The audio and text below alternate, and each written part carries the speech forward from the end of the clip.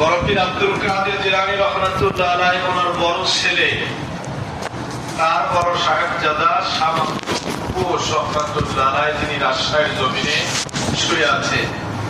বরফির সাহেবের নাতি হয়। বরফির সাহেব কি হয়? নাতি। ইতিহাসটাকে তুলি তারপর আলোচনা করি।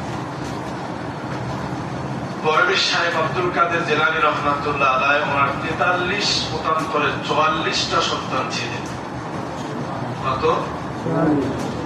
44টা সন্তান ছিলেন। উনি এমন একজন আল্লাহর ওলি যার সোহবতে গেলে ভাই আমার আল্লাহ রাব্বুল আলামিন তাকেই দামি বানাবে। সুবহানাল্লাহ। বরফির আব্দুল কাদের জিলানী রাহমাতুল্লাহ আলাইহি ওলি হওয়ার পিছনে 100% ওনার বাবা মার অবদান আছে। ওনার বাবা মার অবদান আছে। বরফির সাহেবের বাবার নাম হলো আবু মুসা সালে রহমাতুল্লাহ আলাইহি। আবু মুসা সালে রহমাতুল্লাহ আলাইহি। ওনার মার নাম হলো উম্মুল খায়র মা ফাতেমা রহমাতুল্লাহ আলাইহা। ওনারা দুইজন আল্লাহর ওলি এবং ওলিয়া ছিলেন। বাপ গুণে ছিলেন। দেখেন বাপ আর মা কেমন ছিল।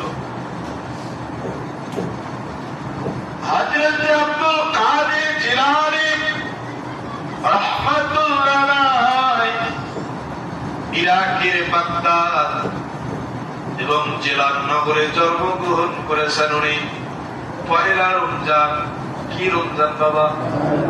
পহেলা রমজানে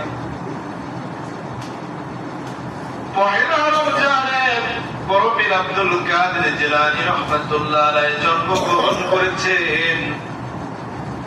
কিন্তু ওনার মা এবং ওনার বাবা দুইজনই কত বড় আল্লাহর ওলি ছিলেন যে বিদায় মাহে রমজানে জন্মগ্রহণ করলেন। হযরত আবু সালেহ মুসাজমি রাহমাতুল্লাহ আলাইহি হঠাৎ করে ওনার বয়স যখন 17 থেকে 18, কত বছর বাবারা? 3 দিন ধরে অনাহারে আছে, কিছুই খেতে পারেন না। হঠাৎ করে নদীর পাশ দিয়ে আল্লাহর ওলি যাচ্ছেন। হঠাৎ করে দেখতে পাচ্ছেন নদীর পাশ দিয়ে তীর দিয়ে একটা বড়ই ভেসে আসছিল। কি ভেসে আসছিল বাবা? বড়ই। কারণ একটা কিতাবে আপেল এসেছে, কিন্তু মতান্তরে গ্রহণযোগ্য হলো বড়ই। কারণ ওই বাগদাদ নগরী আপেল চাষ করার জন্য বেশি উপযোগী নয়, বড়ই চাষ করার জন্যই বেশি উপযোগী ছিল। আবু সালেহ মুসা, আমি আজকে টান দিতে পারবো না। টান দিতে আমার মনে কষ্ট, কথা বলতে কষ্ট হচ্ছে। টান দিলে আবার কাশ আসলে শেষ, আওয়াজই হবে না। আপনার হলো আল্লাহর ওলি বরফির আব্দুল কাদের জিলানী রাহমাতুল্লাহ বাবা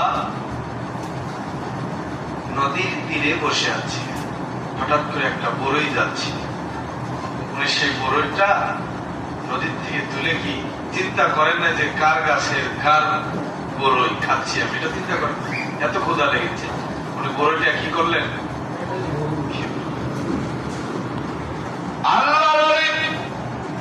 আবু সালেহ মুসাজমি রাহমাতুল্লাহ আলাইহি উনি যখন বড়ইটা গ্রহণ করলেন, ওনার গ্রহণ করার পরে চিন্তা হয়ে গেল কি অন্যায় করলাম।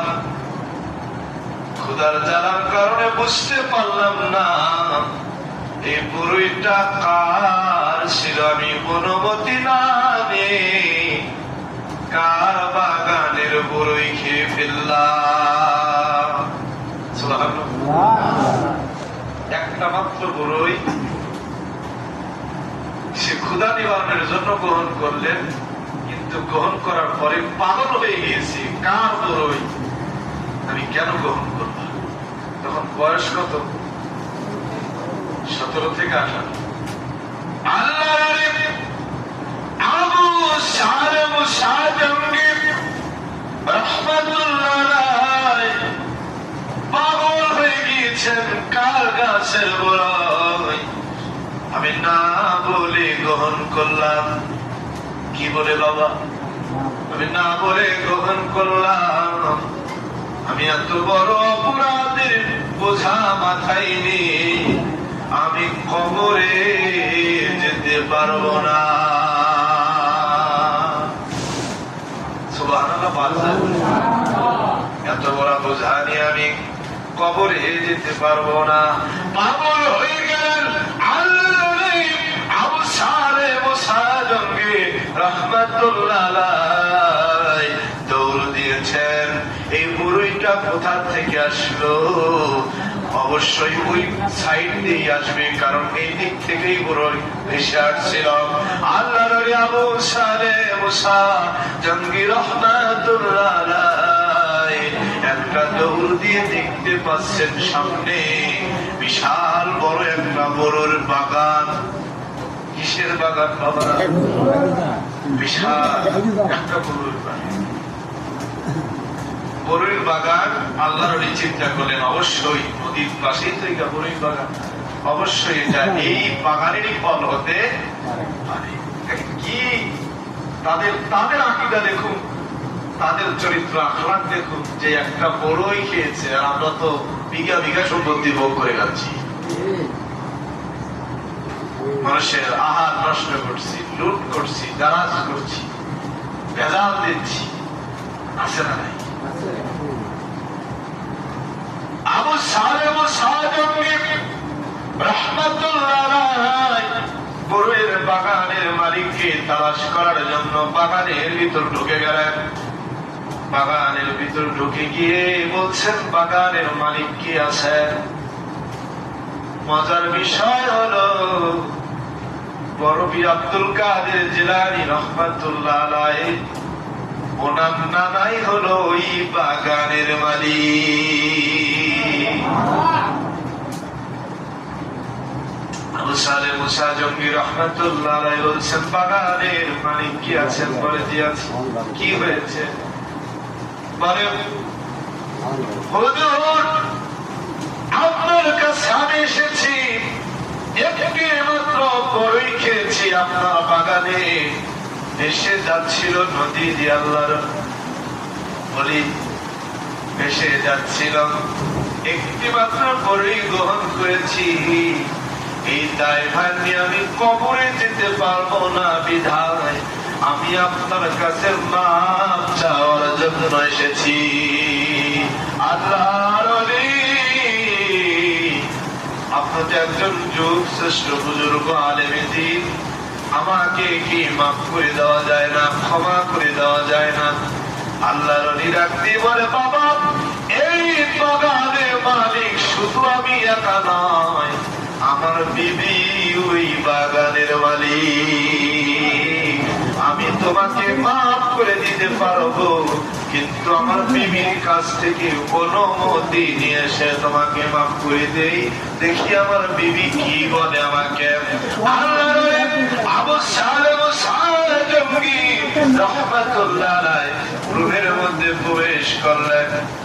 আবু সালেহ মুসা জঙ্গি রাহমাতুল্লাহ আলাইহি ওনার শ্বশুর পরবেশ সাহেবের নানা রুমের ভিতর প্রবেশ করলেন। প্রবেশ করার পর ওনার বিবি কি ডাকলি বলে, বিবি, আমার কন্যা সন্তানের জন্য যেমন ছেলে তালাশ করছিলাম, আজকে আল্লাহর কুদরতে ওই এমন উপযুক্ত ছেলে আমার বাগানে আমার আল্লাহ পৌঁছে দিয়েছে। বড় পীর সাহেবের আম্মাজান, ওনার বয়স তখন 12। কত বছর বাবা? 12 বছর। কোন কোন কিতাবে এসেছে 7 বা 8 বছর। কত? গ্রহণযোগ্যতাই পাবে হলো 7 বছর। কয় বছর বাবা? 7 বছর গ্রহণযোগ্যতা পাবে। আবার কোন কিতাবে এসেছে পরবেশ সাহেবের আম্মা জানের বয়স ছিল তখন হলো 4 বছর। কয় বছর? 4 বছর। কেউ 4 বছর, কেউ বেশি প্রাধান্য দেয়। পরবেশ সাহেবের নানা রুমে প্রবেশ করলেন। বিবিকে ডাকতে বলে, বিবি, এই ছেলেকে কেমন করে আমার কন্যা সন্তানের সাথে বিবাহ দেওয়া যায়, কারণ আমার কন্যা সন্তানের বয়স তো কম, উপযুক্ত নয়, বিয়ে যে দেব উপযুক্ত হয় নাই, একে কেমন করে রাখা যায়? 16 বছর পূর্ণ হলে বিয়ে দিতে পারবো। আল্লাহর ওলি দেখে বলে, বিবি কি করা যায়? ওনার বিবি রাত্রি বলে, স্বামী আমার কন্যা সন্তানকে যদি বিয়ে দিতে চাই, তাহলে ছেলেকে এখনো 12 বছর ওয়েট করতে হবে। কয় বছর বাবা? 12 বছর অপেক্ষা করতে হবে। তাহলে 12 যোগ 4 হবে কত বয়স? 16 বছর হলে বিয়ে দিতে পারবো।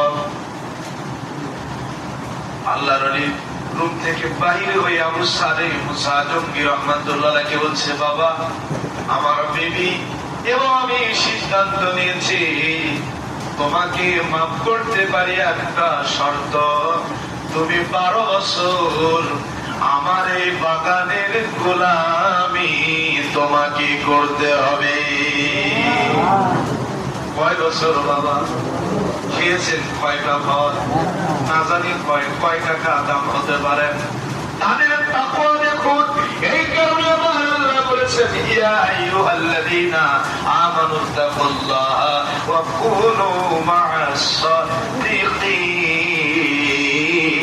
সাদিকিন। দুনিয়ার মানুষেরা, সকল মানুষ দোকানে বাকি খেতে পারে, চুরি করে খেতে পারে, লুট তারাজ করে খেতে পারে, অন্যর জমি বিনা অর্থে ভক্ষণ করতে পারে, কিন্তু আমার আল্লাহর ওলি যারা সত্যবাদী যারা হয়ে যায়, তারা একটা ফল যদি আহার করে, ওই ফলের দাম মিটে দেওয়ার জন্য তারা 12 বছর নয়, তারা 100 বছর গোলামি করতে পারে। এই কারণে আল্লাহ বলেন, সত্যবাদীর সঙ্গে হও, কাদের সঙ্গে হও? এখানে বলেছে কি আলেমের সঙ্গে হও, আলেমের সঙ্গে হও, এই কথা বলেছে। এদিকে আসুন, জিজ্ঞেস করতে লা ইলাহা, যাবেন যাবেন যাবেন, যেটা আসেন লা ইলাহা, লা ইলাহা ইল্লাল্লাহ, লা ইলাহা, জোরে লা ইলাহা, আল্লাহু আল্লাহু আল্লাহ, বলুন আল্লাহু আল্লাহু আল্লাহ, লা ইলাহা, জোরে লা ইলাহা,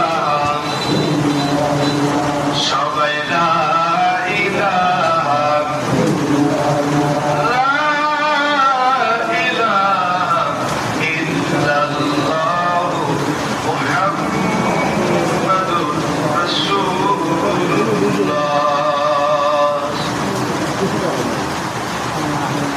বড় সাহেব নানা বলছে, বাবা তোমাকে আমি মাফ করে দিতে পারি। কয় বছর বাগানে কাজ করতে হবে? 1 যুগ। কয় যুগ? কারণ 1 যুগ ধরে রাখলেই তো কন্যা সন্তান উপযুক্ত হবে বিবাহ দেওয়ার জন্য। 1টা যুগ কাজ করলেন, 12 বছর কমপ্লিট হয়ে গেল। এইবার আল্লাহর ওলি কি বলেন, হুজুর আমাকে কি 12 বছর হয়ে গেছে, এবার ছুটি দিবেন না? মুফতি সাহেবের নানা দেখে বলে, বাবা আমি তোমাকে মাফ করতে পারি, আর একটা শর্ত আছে। কি? আমার কন্যা সন্তান আছে, তুমি যদি তাকে বিবাহ করো। কি করো? যদি তাকে বিবাহ করো, কিন্তু আমার কন্যা সন্তান কিন্তু প্রতিবন্ধী। আমার মেয়ে, তার 2টা হাত নাই, পা নাই, চোখে দেখতে পারে না, কথা বলতে পারে না, একদম কালো। এই কন্যা সন্তানকে তোমাকে বিবাহ করতে হবে। আল্লাহর ওলি মনে মনে চিন্তা করি, কি বিপদে পড়লাম রে। 12 বছর পরিশ্রম খানার পর এইবার বলতেছে আমার একটা নারীকে বিবাহ করতে হবে। কি করবো আল্লাহ? আমি তোমাকে চাই দুনিয়ার কোন লোভ লালসা আমি আবু সালেহ মুসার মধ্যে নাই। এর বিনিময়ে যদি আমাকে মাফ করে দেয় আমি তো হাসরের ময়দানে নাজাত পেয়ে যাব। এবার যখন বিবাহ হয়ে গেল, আল্লাহর ওলি যখন বাসর ঘরে প্রবেশ করবেন, বাসর ঘরে প্রবেশ করবেন, বাসর ঘরে গিয়ে দেখেন আবু সালেহ মুসা রহমাতুল্লাহ আলাইহ উনি যে নারীকে বিবাহ করেছে আসলে ওনার বাপের কথার সাথে বিয়ের কোনো মিল পাচ্ছে না। উনি বাসর ঘর থেকে কি বাহির হয়ে চলে এসেছেন, এসে শ্বশুরকে বলছেন বাবা কি ব্যাপার, আপনি বললেন আপনার মেয়ে কালো, কথা বলতে পারে না, হাত নাই পা নাই, প্রতিবন্ধী, আমি কার সাথে বাসর করার জন্য ঢুকেছি। আমি যখন তার হক্কাটা তুলে দেখলাম এর মতো সুন্দরী নারী আর মনে হয় ইরাকের জমিনে আর একটাও নাই। জোরে বলেন সুবহানাল্লাহ। কার সাথে আমার বিবাহ দিয়েছেন? বলে ওইটাই আমার মেয়ে। আপনি যে বললেন কালো, আপনি যে বললেন কালো। আবু সালেহ মুসা রহমাতুল্লাহ আলাইহির শ্বশুর একে বলছে বাবা আমার মেয়েকে আমি কালো বলেছি এই কারণে আমার মেয়ের চেহারা শরীর আমি এবং আমার বিবি ব্যতীত দুনিয়ার কোন মানুষ দেখতে পায় না। আমার মেয়েকে আমি বলেছি পা নাই হাত নাই, আমার মেয়ের পা দিয়ে রুম থেকে শুধু বাড়ির আন্দিরার মধ্যে যে সীমানা এর বাইরে আমার মেয়ে কোনদিন যায় নাই। জোরে বলেন সুবহানাল্লাহ। আমার মেয়েকে আমি বোবা বলেছি এই কারণে আমি এবং আমার বিবি ব্যতীত আমার কন্যা সন্তান আমার মেয়ে কোন পর পুরুষের সাথে মুক্তি আজও পর্যন্ত কথা বলে নাই। জোরে বলেন না সুবহানাল্লাহ। এমন দুইজনের আবু সালেহ মুসা একজন আল্লাহর ওলি, অন্য খায়ের মা ফাতেমা উনি একজন আল্লাহর ওলিয়া। ওনাদের দুইজনের মাধ্যমেই দুনিয়াতে এসেছে সকল অলির মাথার তাজ, অলি কুলের শিরোমণি বরফের আব্দুল কাদের জিলানী রহমাতুল্লাহ আলাইহি। আগে গাছের শেকড় দেখি কেমন, নাকি গাছের শেকড় ভালো হলে তো ফল অবশ্যই মিষ্টি হবে, আর গাছের শেকড়ে যদি হাবি হয় তাহলে ফলটা তো হাবি হওয়ার সম্ভাবনা বেশি। কেন গাছের শেকড়ে যদি চুকা হয় তাহলে তো চুকা খুশি হবে, তো মিষ্টি হবে না।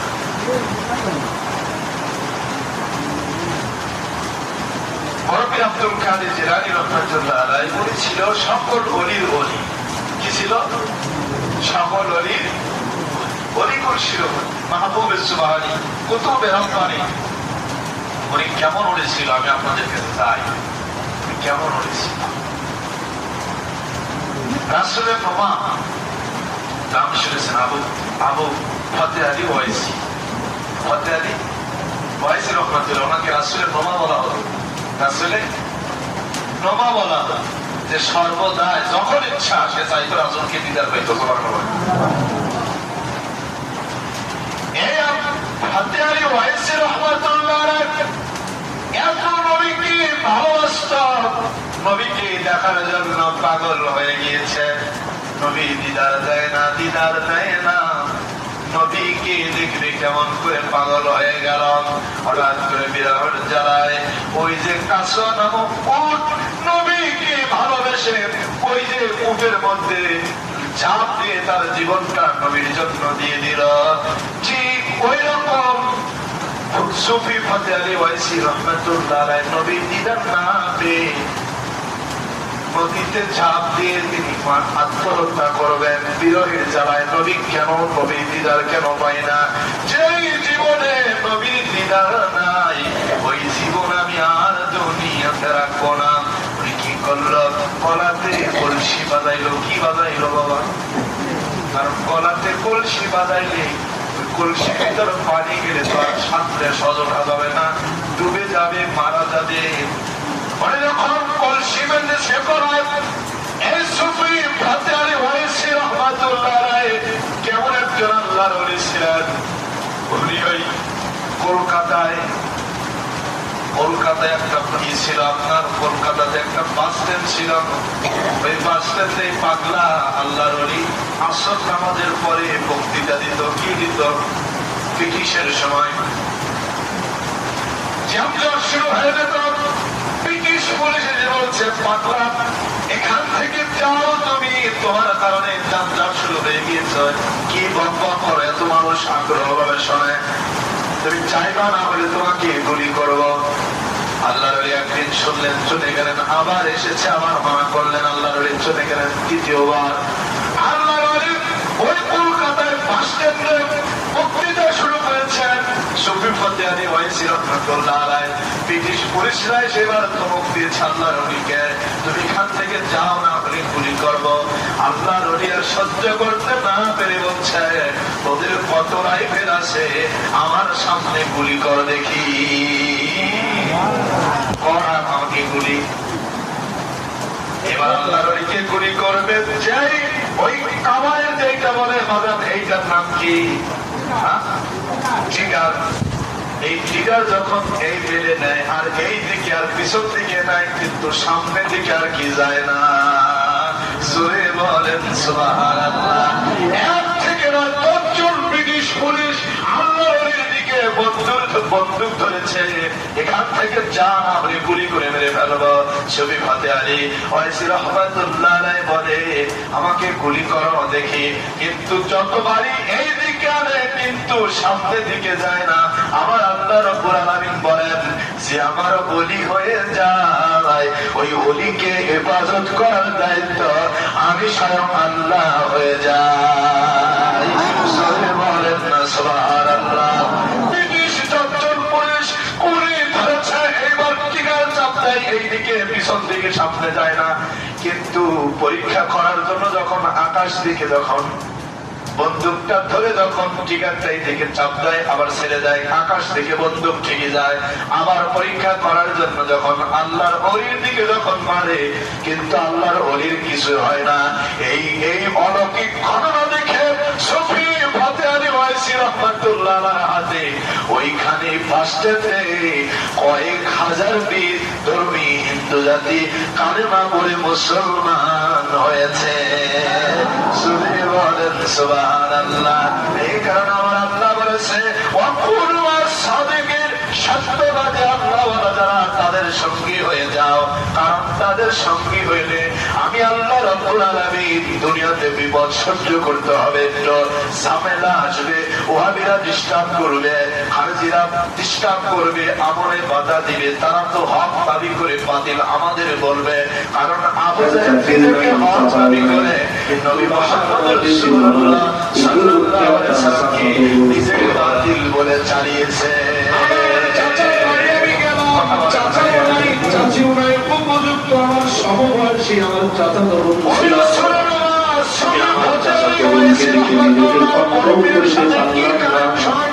আমি তাকে দরজার ভিতর থেকে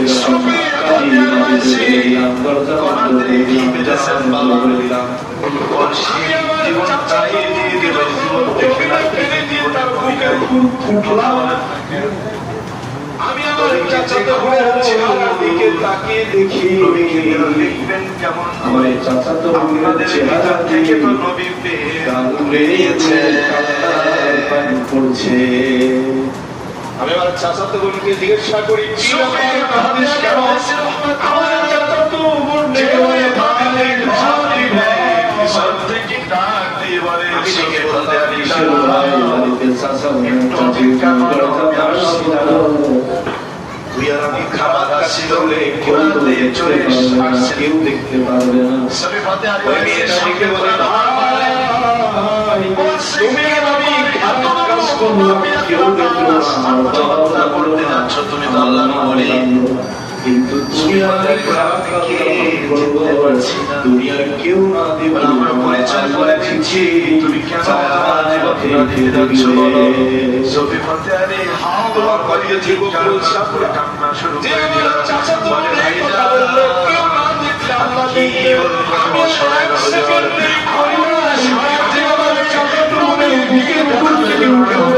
হয়ে গিয়েছি আমার জীবনটা সময় চলে গেল কিন্তু নবী দিদার পাইলাম না সেই জীবনের নবী না ওই জীবন আমি আর রাখতে চাই না গো আমি আত্মহত্যা করতে যাচ্ছি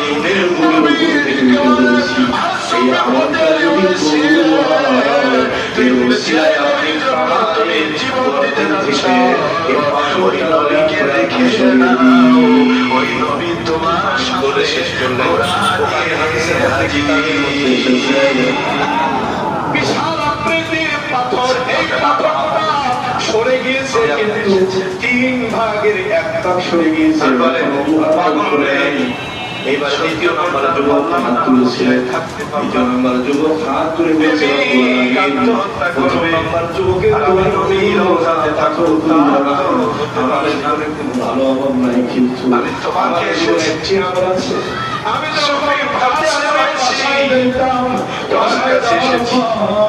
আমি বাজার থেকে দুধ নিয়ে যাইতাম, এই দুধ নিয়ে গিয়ে আমি সর্বপ্রথম আমার মা বাবাকে খাওয়াইতাম। আমি আমার মা বাবাকে না খাওয়াই কাউকে দিতাম না। গভীর হয়ে গিয়েছে, আমার কাছে ঘুমিয়ে গিয়েছে। আমি আর বাবা মাকে ডাক দিই ঘুমে বিরক্ত আমার বাবা মা শিউরে দাঁড়িয়ে রইলাম। আমার বাবা মা আমার বাবা আমি আপনার দিকে কিন্তু আমার করতে শুরু করলো। বছরে একবার দেখা দেবো, আমি আপনাকে সর্বক্ষণ দেখতে চাই। পরিবারে আমার একটা দেয়ালি ছিল, আমার দেখা নেই বলে না, আমি যে কাউকে খাওয়াবো আমি তোমাকে সেগুলো করতে পারছি না। দয়া করে তুমি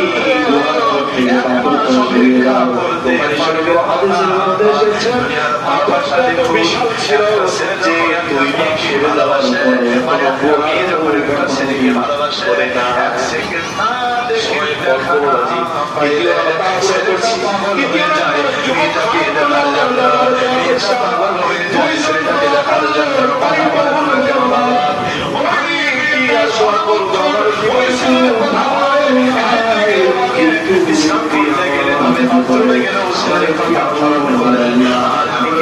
কি করছে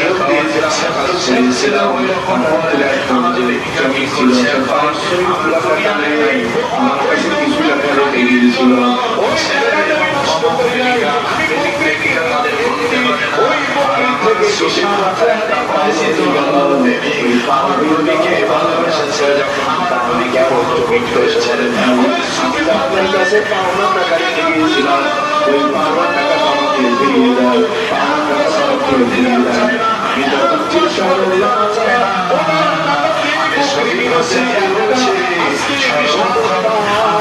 ওই পানির ওই ব্যক্তি আল্লাহ বিশ্বাস করলে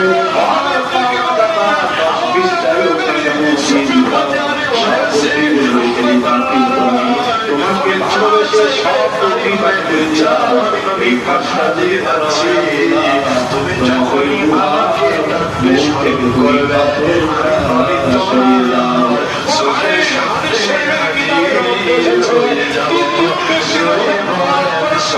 চলে যাবো। এই কারণে আমাকে রাসূলের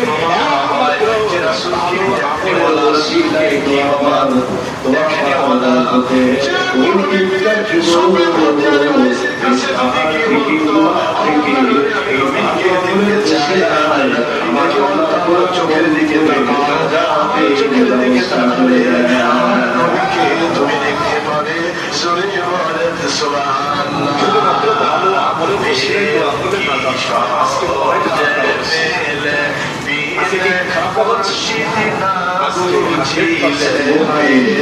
এবং সালে খাদিসদের কিতাবের ভিত্তিতে সাহায্যের সুন্নতি আমাদের তাদের জন্য দান সবটা মানুষকে খাওয়ানো এটা সুন্নতে রাসূল সুন্নতে সাহাবা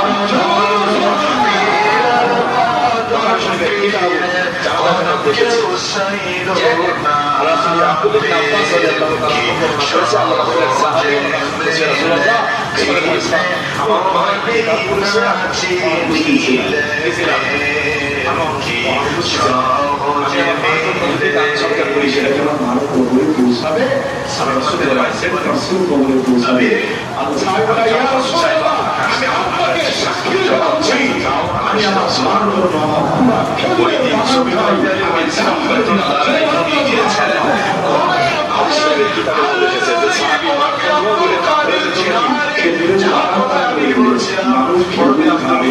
মানুষকে খাবার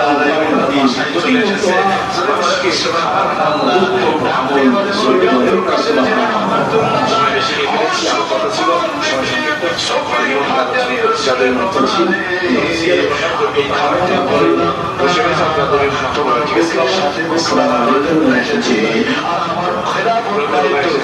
দিতে এসেছি আল্লাহর বরফির আব্দুল কাদের জিলানী রাহমাতুল্লাহ শফি ফাতে আলী ওয়াইসি রাহমাতুল্লাহ ঘরের মধ্যে এসে আল্লাহর বরফির দেখে বলে শফি ফাতে আলী ওয়াইসি রে আজ থেকে আমার কাদরিয়া তরিকার খেলাফতের দায়িত্ব আমি তোমাকে দিয়ে যাচ্ছি সুরে বলেন সুবহানাল্লাহ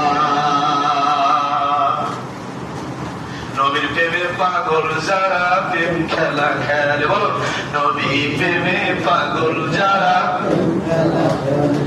জরে নবীর প্রেমে পাগল যারা প্রেম খেলা খেলে আর যারা পাগল সেরা নবী প্রেমে জীবন দিল আর যারা পাগল সেরা নবী প্রেমে জীবন দিল ও সব করার তারে ফেরেশতার